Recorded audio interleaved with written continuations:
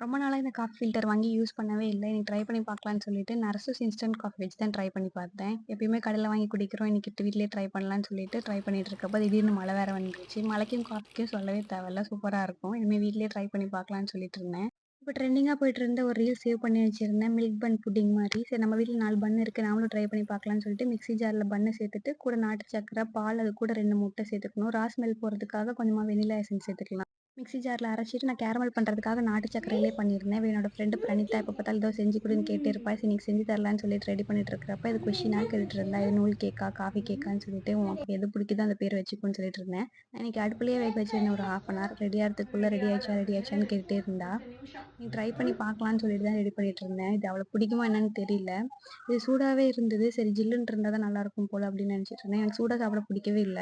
ஃப்ரிட்ஜ்ல வச்சு சாப்பிடவும் எனக்கு ஓகேவா இருந்தது. புட்டிங் இப்படி தான் இருக்குமான்னு சொல்லிட்டு நானும் நினைச்சிட்டு இருந்தேன். அவளும் அவங்க அம்மா கூட உட்காந்து சாப்பிட்டுட்டா.